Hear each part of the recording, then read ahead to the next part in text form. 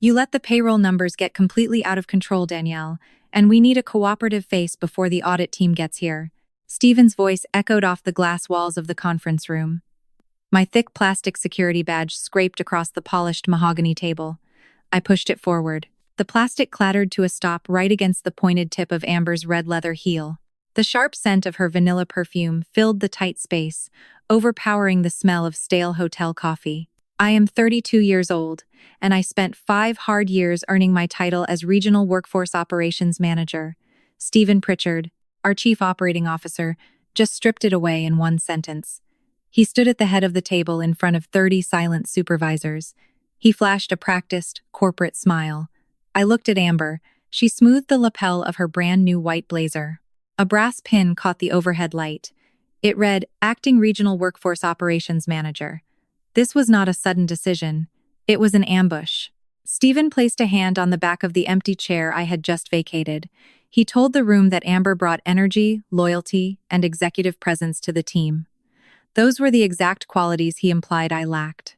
Amber stepped forward, her heels clicking on the hardwood floor. She gripped the back of my old chair. I will need your administrative passwords, your emergency contacts, and whatever shortcuts you use to make this job look harder than it actually is, Amber said. I kept my voice flat and even. I do not share personal passwords. Every operational document you need is already filed in the main system. Stephen chuckled loudly enough for the whole room to hear. You always loved building barriers, Danielle. You think making yourself impossible to replace makes you valuable. I looked straight at him. I knew the audit was only a few hours away. The audit team will look at the change history in the system. They will check vendor validation logs and approval rights. They will not just look at your pretty summary reports. You should not change the system administrator right before the auditors pull the access logs. Stephen waved his hand dismissively. Auditors respond to confidence, Danielle, not to women who hide behind spreadsheets. Amber let out a soft, mocking laugh. The Human Resources Director slid a piece of paper toward me. The role transfer agreement. As I reached for a pen, Elena Ruiz moved away from the door. Elena had been a housekeeping supervisor here for 17 years. She pretended to collect empty coffee cups from the table. As she brushed past my shoulder, she slipped a folded piece of paper into my palm. The rough edge of the paper pressed into my skin. They erased us again, Elena whispered. Her voice barely reached my ears. I opened my hand just enough to see it under the table. It was a crumpled time card.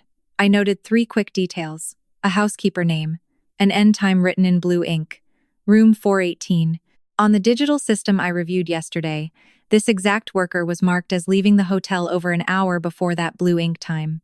I did not hide the paper in my pocket. I placed it flat on the table for everyone to see. This is a manual payroll exception, I said clearly. I expect the audit team to preserve this original copy in the records room.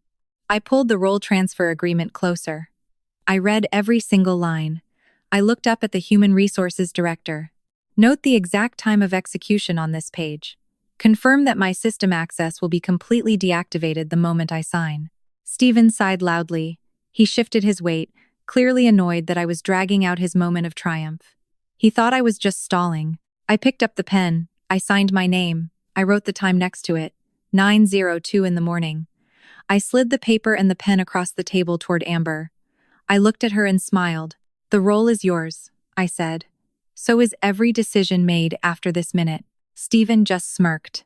He really believed I had just accepted the blame for his entire messy history. A security guard escorted me out to the main lobby. I was not making a scene, but they treated me like a threat anyway. My former colleagues stared at the floor. They avoided my eyes. Only Elena looked right at me as I walked past. I handed my laptop, my company phone, and my building keys to the guard. I kept only my personal cell phone and the yellow carbon copy of the transfer agreement. The moment the heavy glass doors closed behind me, my hands started to shake. I was not crying over losing a title. I was furious. Stephen had humiliated me to protect his labor numbers and hand my role to the woman he was sleeping with. I knew frontline employees were losing minutes they had actually worked. I did not yet know who was profiting from those missing minutes or how far the scheme reached. I sat in my car and gripped the steering wheel until my breathing slowed. I did not drive home. I drove to a quiet coffee shop 3 blocks away and ordered a tea I could not taste. I left my phone on silent. 2 hours passed.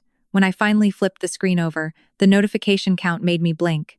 There were nearly 100 missed calls. They were from general managers, human resources directors, the payroll department, and Stephen.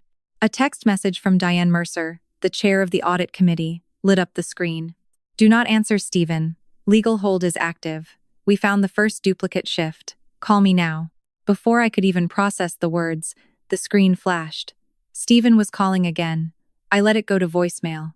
A second later, a new audio message popped up. It was from Amber. I pressed play and lifted the phone to my ear. Her voice was panicked, completely stripped of the arrogant tone from the conference room. What did you give them? Amber asked. I looked down at the timestamp on my yellow piece of paper. 9:02. I did not need to give the auditors anything. By taking my chair, Amber had just given them everything. I saved Amber's audio message, captured the timestamp, and forwarded both to corporate counsel before tapping Diane Mercer's name on my screen. The audit committee chair answered on the first ring. Diane wasted no time with pleasantries. She told me the forensic team had just found a batch of timecards altered after my departure, along with a vendor invoice that mirrored a real hotel shift. She instructed me to drive back to the hotel immediately. I was to use the private legal entrance, avoid the main employee lobby, and preserve every message from Stephen or Amber without responding. Before hanging up, I asked Diane if the employee payroll was going to stop. Protecting the frontline workers was my priority. Diane assured me the regular paychecks were still processing, but all vendor payments were entirely frozen. That meant the staff would get paid on time, but whatever Stephen was trying to cash out had hit a concrete wall. 10 minutes later, I walked through the discreet rear doors of the Meridian Grand. The same security guard who had marched me out earlier now held the door open and offered a polite nod. A corporate lawyer escorted me to a small conference room. Through the glass panels in the hallway, I caught a glimpse of Stephen's corner office. A heavy padlock secured the handles. Down the hall, Amber was frantically gesturing at a human resources representative. Inside the room, Claire Donnelly sat behind two heavy forensic laptops. The lead forensic auditor was sharp, professional, and completely devoid of emotion. Claire stated her terms clearly. I was not allowed to log in, touch the keyboard, or search for files on my own. My only job was to translate the operational codes and explain our daily workflow. I nodded my agreement. Touching that keyboard would taint the evidence chain, and I needed my hands completely clean. Claire turned her monitor toward me.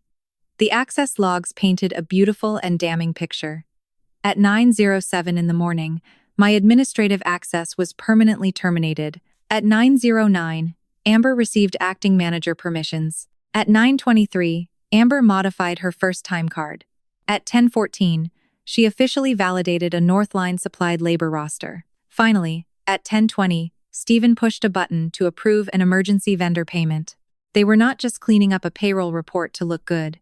They had panicked and forced a massive payout right before the auditors could lock the vendor module. Claire pulled up the digital record for room 418. That was the room from the crumpled piece of paper Elena gave me in the meeting. The main payroll system claimed the housekeeper clocked out at 8 o'clock in the evening. However, the operational logs told the truth. The housekeeping application registered room 418 as clean at 9:17. The digital keycard log showed that same employee opening a linen supply closet at 9:22. Right beside those operational logs, Claire displayed a Northline vendor invoice. Northline had billed the hotel for a temporary worker who supposedly cleaned room 418 during that exact same hour. The hotel erased an hour of real work from a real woman, and then paid a ghost company for the exact same labor. My phone buzzed on the table. A text message from Stephen appeared on the screen. He promised we could fix everything if I stopped making things personal. A moment later, my phone rang from a different manager's extension. I let it ring in silence. I captured Stephen's message and forwarded it to the corporate counsel sitting next to me. Then Amber sent a message accusing me of destroying her career out of jealousy. I preserved that message and forwarded it as well. Claire made no judgment about what either message meant. She asked counsel to record the original timestamps and add both communications to the evidence log. Diane Mercer stepped into the room and delivered the immediate verdict. Stephen and Amber were placed on administrative leave effective immediately. All of their corporate devices were confiscated, their accounts were locked, and every single Northline transaction was indefinitely suspended. They were not leaving in handcuffs yet, but their ability to manipulate the system was gone. Claire clicked on the profile of the Northline temporary worker assigned to room 418. There was no keycard assignment, no onboarding photo, and no training record. I stared at the name on the screen, Rosalind Vega. I recognized it immediately. Rosalind was an applicant we had interviewed and rejected 6 months ago. Claire quickly pulled up 2 more names from the invoice. One of them belonged to a woman who had withdrawn her application and moved to another state last year. I looked up at Claire, realizing this was no longer just a few altered time cards. Claire placed the 3 applicant files next to the 3 billing rows on the Northline invoice. She leaned back in her chair. "Someone did not invent these names," Claire said quietly. "Someone harvested them."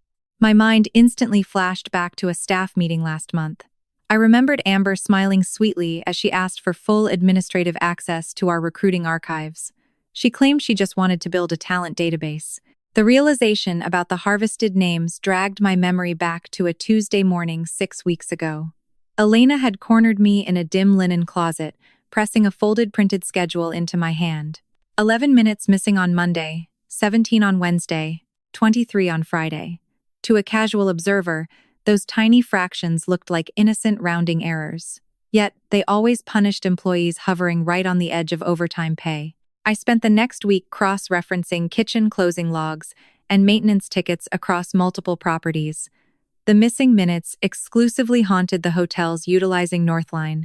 When I confronted Leo Grant in the payroll department, his leather desk chair squeaked loudly as he physically leaned away from me. He refused to meet my eyes. He locked a drawer full of paper exception slips and hauled a heavy cardboard box out of his cubicle. Amber used to openly mock his reliance on physical paper in a digital age. Stephen merely ordered me to stop hunting imaginary bugs and let the accounting team work. Instead of arguing, I logged into the corporate compliance portal. I filed a silent preservation request detailing the pattern of deleted time. My submission included only system record identifiers. I carefully avoided downloading personal profiles, banking details, or social security numbers. Following that strict protocol kept me safe from Stephen's data theft accusations today. Back in the present, the emotional toll of those missing minutes filled our small conference room.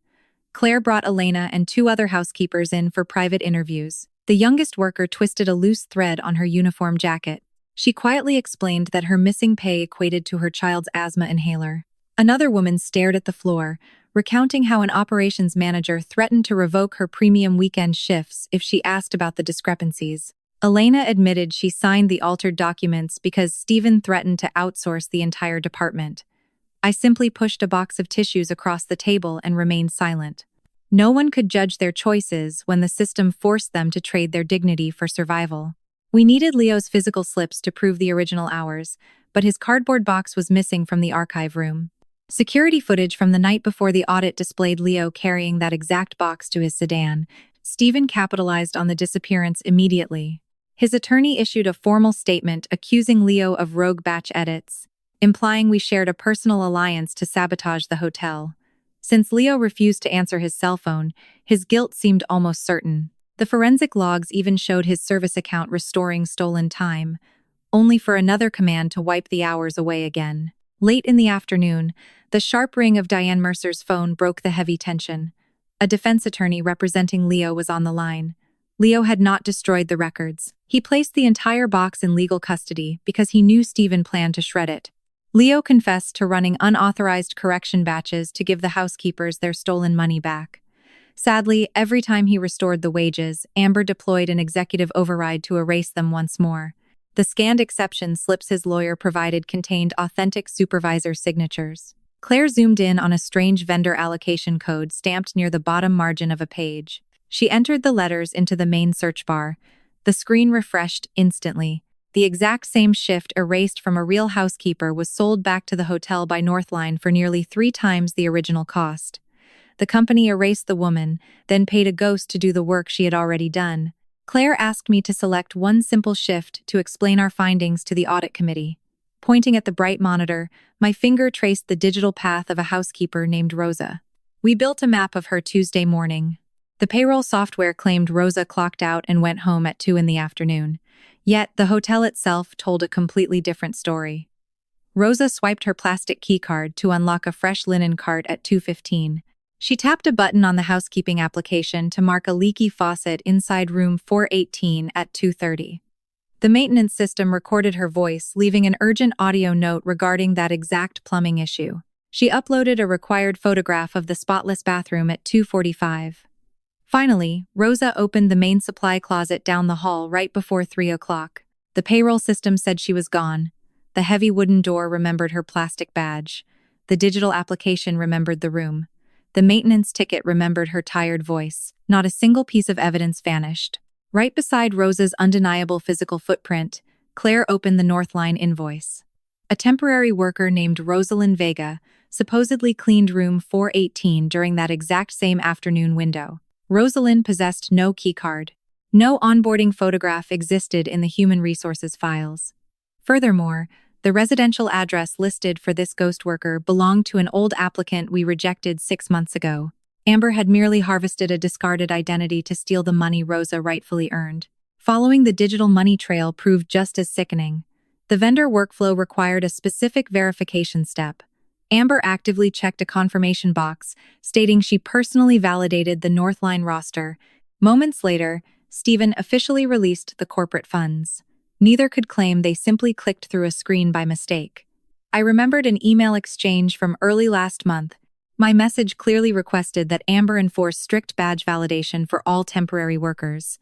Amber replied that temporary people did not need permanent bureaucracy. Stephen copied himself on the thread and explicitly ordered me not to slow down operations over basic paperwork. They systematically dismantled the safeguards on purpose. My phone vibrated against the table.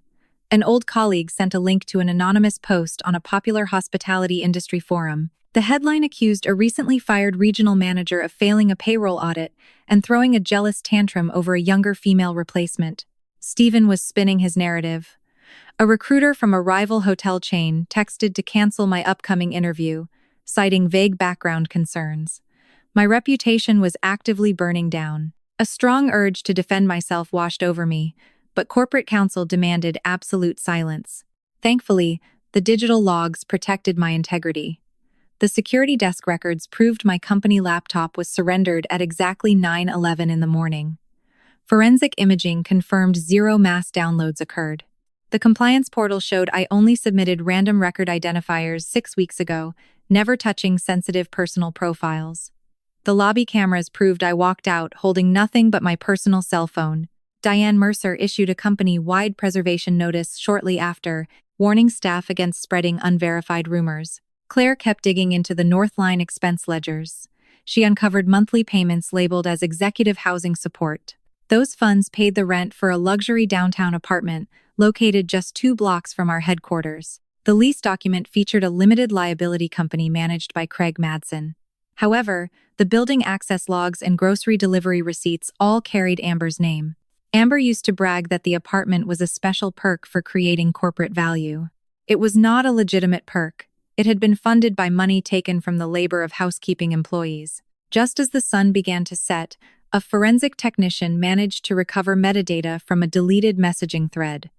Amber wiped the conversation off her phone minutes after the legal hold took effect. The software could only salvage broken fragments of text. Cleaned up the hours. Northline catch-up. Before they opened vendor module, Stephen always used the phrase catch-up when pushing through rushed financial approvals at the end of a quarter. Claire typed furiously on her keyboard, running a deeper extraction algorithm. The progress bar crawled across the screen. Finally, one complete sentence emerged from the digital graveyard. Amber wrote, "Once Danielle is out, I can approve the catch-up and close the gap." Stephen replied with 2 simple words, "Do it." Those 2 simple words hung on the digital display. Do it. Claire did not pause to let the gravity of that command settle in the room. Her fingers flew across the keyboard, pulling up state business registry files. Northline Workforce Solutions was not a real vendor. The company incorporated exactly 3 years ago, just 1 month before Stephen launched his flexible labor transformation initiative. A generic mailbox service served as their corporate headquarters. Their listed phone number simply forwarded to an automated answering machine. A holding company owned the entire operation on paper. Claire bypassed the shell structure by pulling the associated bank registration documents. Craig Madsen signed those forms. Craig was not just a random entrepreneur. My mind immediately pictured a framed photograph sitting on our chief operating officer's mahogany desk. Craig was Stephen's college roommate and the best man at his first wedding. Two distinct streams of stolen cash flowed out of the hotel accounts. First, Meridian Grand paid Northline for imaginary temporary workers. Then, Northline funneled heavy consulting fees into a secondary entity called Pritchard Strategic Services. That second company belonged to Stephen's older brother, yet it employed 0 consultants. The remaining funds covered luxury apartment leases, expensive rental cars, and lavish weekend trips enjoyed by Amber. A cold knot formed in my stomach. A genuine shock rattled my focus. They were not merely trimming payroll to secure a quarterly management bonus. This was a highly organized extraction machine. A human resources representative knocked softly on the conference room door, carrying a printed email thread from the night before the audit. Stephen's office had drafted my transfer paperwork hours in advance. A highlighted internal note requested a clause making me claim full responsibility for all historical workforce records. His trap was brilliantly cruel. Stephen meant to blame me for 3 years of missing money, but his need to humiliate me publicly created a clean boundary around the emergency invoice. My signature at 902 did not erase my responsibility to explain what had happened during my tenure. It did prove that I could not have made or approved the changes entered after my access was terminated. Diane Mercer returned to the room with a grim expression. A senior board member had just proposed a quiet resolution to protect their upcoming corporate refinancing. The executive team wanted to fire Stephen quietly, terminate the Northline contract, back pay the affected housekeepers, and bury the scandal as an administrative error. Diane firmly opposed the cover-up. She placed a thick settlement offer on the table in front of me. The document promised a massive severance payout and full public exoneration, provided I sign a strict non-disclosure agreement. Taking that money would repair my broken career instantly. I stared at the blank signature line. Then, Elena's exhausted voice echoed in my memory.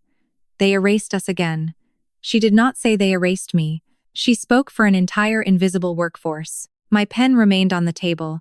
A quiet settlement only protected a small sample of workers. I looked directly at Diane and refused to sign. My conditions were simple. Meridian Harbor had to execute a full historical audit across all 18 properties, protect every witness from retaliation, and notify federal authorities. Claire validated my choice by projecting the final piece of evidence. 18 minutes after Amber usurped my administrative rights, she approved a massive Northline catch-up invoice. 6 minutes after her approval, Stephen released the cash. A recovered email attachment proved Amber generated that exact billing roster from an internal spreadsheet. The column header clearly read Candidate Pool. She intentionally weaponized our rejected applicant database. Diane Mercer nodded once, closed the unexecuted settlement folder, and returned it to corporate counsel. She authorized counsel to notify federal investigators, suspend every Meridian payment to Northline, and seek lawful preservation or restraint of any accounts connected to suspected fraud. The company could stop its own money immediately. Any broader freeze would require the proper authorities. The internal cover-up was officially dead. Almost instantly, the legal phone line on the conference table rang. A defense attorney representing Amber was calling to negotiate. Amber was suddenly eager to cooperate.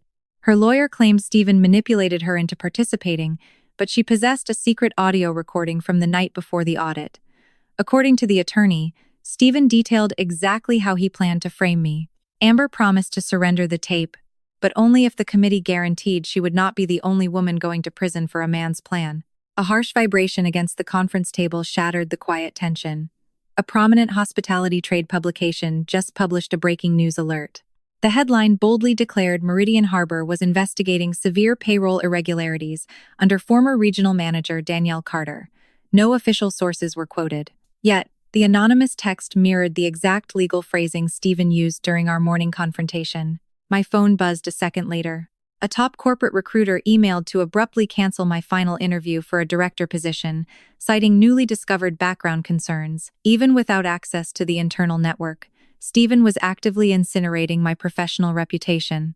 Corporate counsel provided a short transcript of the audio recording Amber offered to surrender. Reading the printed words felt entirely different from hearing her panicked voicemail. Stephen explicitly discussed putting the old record owner in the frame. That statement implicated him, but the next exchange proved Amber was no innocent victim. The transcription noted a soft laugh from Amber before she demanded to know exactly when her acting title would take effect. Diane Mercer stated that the recording had evidentiary value, but it would not grant Amber full immunity. Amber was using one part of the truth to conceal her active participation in the fraud. The fallout quickly reached the hotel basement. Operations managers loyal to Stephen began punishing anyone who spoke to the forensic team. 2 senior housekeeping supervisors formally retracted their witness statements before lunch. One of them forwarded me a text message from her department head.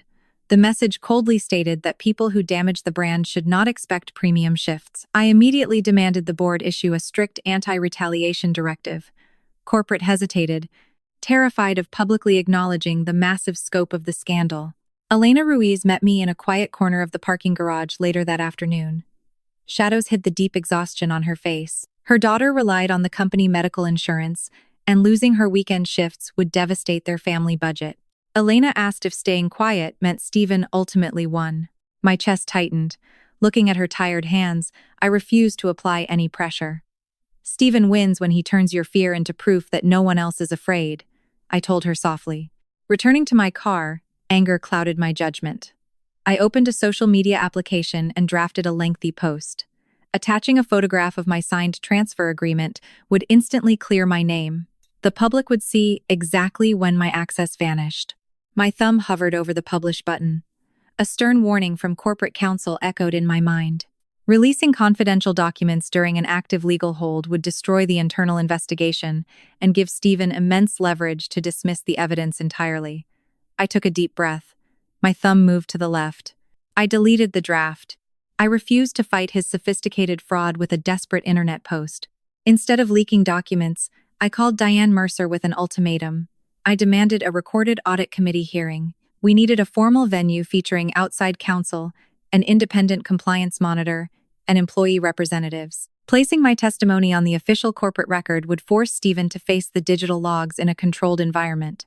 Diane agreed, warning me that Stephen would bring a team of ruthless defense attorneys. The morning of the hearing arrived with heavy tension. While walking toward the corporate elevators, my screen lit up with a text message from Elena. "I will speak," Elena wrote, "but I will not speak alone." An image attached to her message loaded slowly. It was a photograph of 30 original paper time cards. Every single card featured the exact same folded crease as the one she handed me during the ambush. Pushing open the heavy oak doors of the boardroom, I found Stephen already seated. 3 expensive lawyers flanked him. Across the massive table sat the empty leather chair Amber had stolen from me. Stephen leaned forward, flashing that same arrogant smile. "Now you finally get to explain your numbers," Stephen said. Claire placed a clear evidence sleeve containing the crumpled time card at the center of the mahogany table. I stopped beside it. "No," I replied. "Today the numbers explain you." Diane Mercer started the digital audio recorder sitting in the center of the mahogany table. She outlined strict rules for the hearing. Everyone retained legal counsel. No one could contact outside witnesses. Claire Donnelly then defined our exact scope. We were not deciding criminal guilt today. This panel existed solely to establish corporate facts, preserve evidence, and evaluate management liability. Stephen offered a warm, collegiate greeting across the room. I gave him a single, silent nod in return. Amber sat 3 seats away from him, staring at her hands. Their united front was already fracturing. A defense attorney representing Stephen stood up first. He aggressively questioned why massive payroll irregularities occurred under my direct supervision. I acknowledged my duty to identify anomalies, but I quickly explained the critical difference between oversight responsibility and actual transactional authority. The lawyer attempted to blend historical data discrepancies with the events of yesterday morning. I pointed to the printed transfer agreement. Discrepancies existed long before 9/02, I stated clearly. However, the emergency vendor payment was validated and released only after my access vanished. My calm tone gave Stephen no room to provoke a reaction. The heavy oak doors opened. Leo Grant walked inside, clutching a worn cardboard box. He took a seat and fully admitted to running unauthorized correction batches. He knew his actions violated corporate policy, but he refused to watch his coworkers lose their earned wages. Stephen's lawyer immediately accused Leo of conspiring with me to manipulate the payroll system. Leo shook his head firmly. "Danielle never asked me to alter data," Leo said. She only ordered me to preserve the digital logs. Amber was the one sending executive overrides to delete the hours I restored. Claire verified his claim by pulling up the network timestamps. Leo restored the missing wages during morning shifts. Amber deployed her overrides just before the close of business. Furthermore, a deep financial scan showed 0 unauthorized funds ever entered Leo's bank account. Diane Mercer noted his policy violation for the record, but the forensic timeline officially cleared his name of financial fraud. The real question remained: who actually profited from the stolen time? Elena Ruiz walked to the center table. Claire displayed the preserved time card on the main screen while Elena identified her handwriting, the room number, and the original end time. One by one, 3 other supervisors handed their own original slips to corporate counsel. Each document was sealed, labeled, and placed beside the first exhibit. The quiet dignity of their actions filled the room. Stephen leaned forward, asking how any of them could possibly remember exact minutes from several months ago. Elena looked right into his eyes. "We do not need to remember," she said. "The doors, the maintenance tickets, and the cleaning applications remembered for us." Claire displayed the Northline billing roster right beside Amber's candidate pool spreadsheet. She asked who created the file. "Stephen told me to do it," Amber answered quickly. Stephen shook his head in mock disappointment. He claimed Amber managed staffing and acted entirely alone. The system logs told a different story. Amber exported the discarded applicant names and uploaded the fake roster. Stephen opened the emergency invoice, manually typed an executive catch-up code, and authorized the massive payout. They each executed a unique, fatal step. Amber's voice began to tremble. She claimed Stephen promised everything was legal. She even insisted I operated the exact same way for years. I turned to Claire and requested a full query of my historical audit trail. Claire ran the search. The results proved I never once approved a Northline roster without matching security badge validations. Stephen glared at Amber. He called her an inexperienced employee who recklessly overstepped her boundaries. Amber shot out of her seat. Her chair scraped loudly against the hardwood floor. "You gave me her chair because you needed her signature to disappear," Amber shouted. A heavy silence fell over the boardroom. Diane called for a brief recess. While people moved into the hallway, outside counsel gave her a limited update from the federal investigation. Subpoenaed banking records had confirmed that Northline transferred money into Pritchard's Strategic Services with the payment memo performance bonus. The following morning, Stephen moved an identical amount to a property management firm, covering the security deposit for Amber's apartment. Diane made it clear that the underlying banking documents remained with federal investigators. We were receiving only the confirmation necessary to preserve the corporate record. 6 weeks passed before the dust finally began to settle over Meridian Harbor. Our corporate board publicly announced a sprawling independent investigation and permanently suspended all executive bonuses. Outside counsel handed the initial forensic findings over to federal investigators and the Department of Labor. Following strict legal protocols, authorities froze every bank account tied to Northline Workforce Solutions. Craig Madsen immediately hired a prominent defense attorney. Management did not automatically reinstate my old title. Returning to my former desk felt inappropriate while the investigation remained active. Instead, the independent compliance monitor hired me as a temporary consultant. My sole objective involved building a mathematical framework to calculate the stolen wages across all 18 hotel properties. Claire Donnelly and I spent long days matching altered time cards against digital door logs and maintenance tickets. Whenever the data presented a gray area, we applied a calculation method that favored the workers. The final roster of affected employees stretched past 200 names. Seeing that massive number confirmed the theft spanned multiple years, draining thousands of dollars from families who desperately needed the money. Facing intense federal pressure, Amber Cole attempted to secure a favorable plea agreement. She surrendered her audio recording and provided passwords to a hidden event budget account. Her legal strategy relied entirely on painting herself as a helpless subordinate controlled by a powerful executive. Outside counsel provided me with a heavily redacted memorandum from Amber's corporate cooperation interview. Because my restitution formulas depended on understanding how the ghost roster had been constructed, I was permitted to review only the pages describing that process. The memorandum stated that Amber cried through the first hour and insisted Stephen had forced her to harvest applicant names. Then counsel placed her own spreadsheet in front of her. It contained test columns, a formula designed to alter names slightly, and a margin note reading "Avoid duplicate flag." According to the memorandum, Amber stopped crying.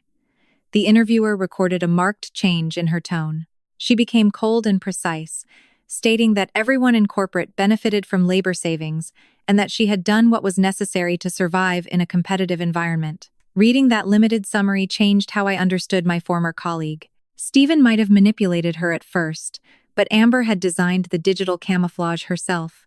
Following orders could not erase that choice. Craig Madsen also recognized the walls closing in around him.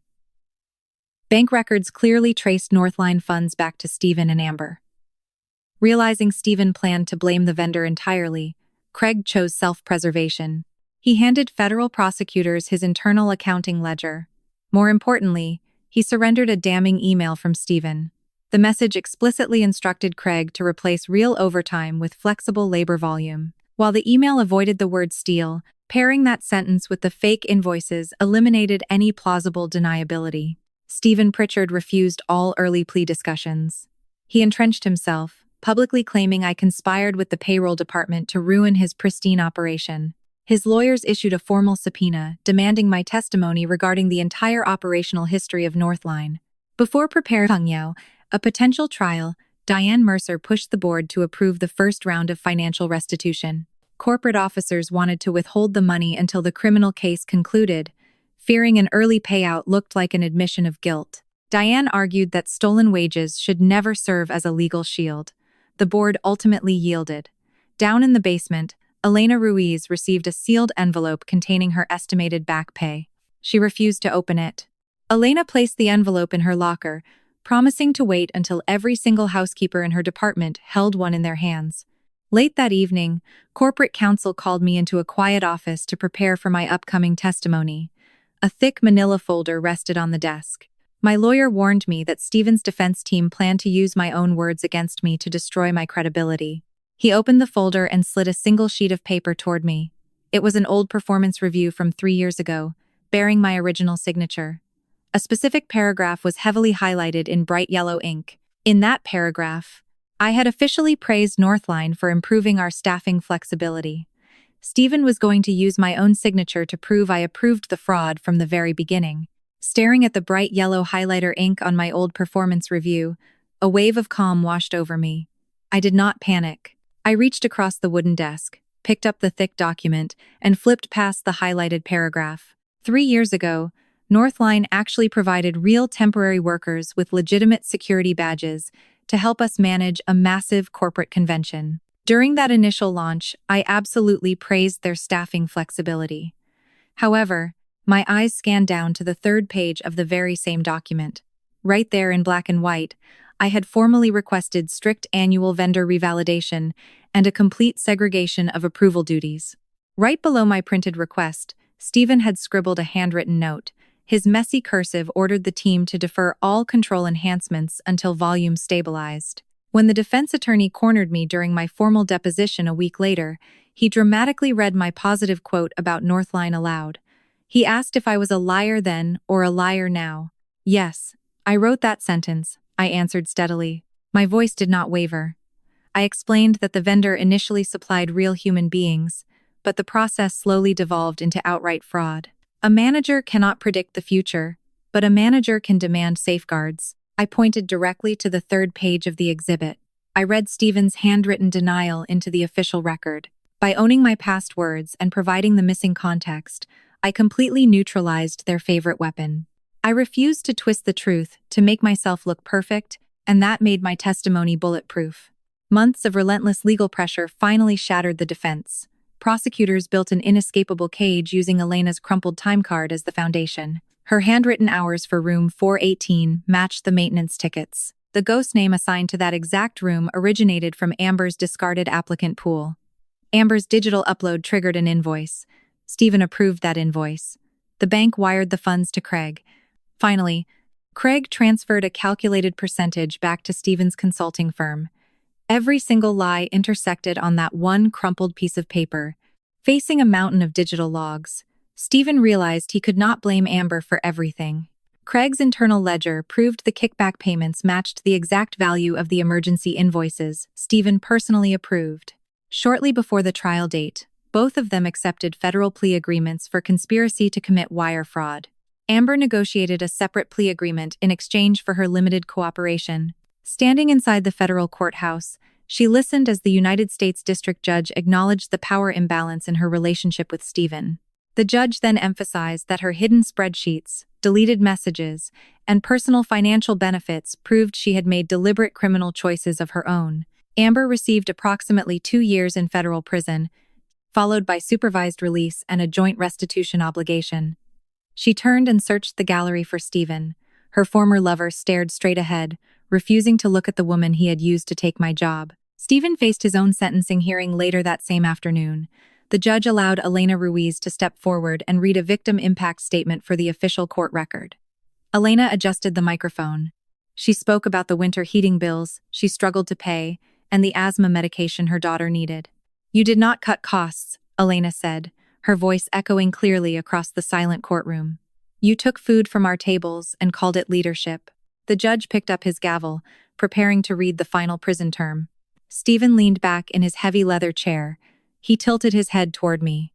"You destroyed this entire company just to get your chair back," Stephen whispered bitterly. I looked him right in the eyes. "The chair was never the debt," I replied. The bailiff ordered everyone in the courtroom to stand.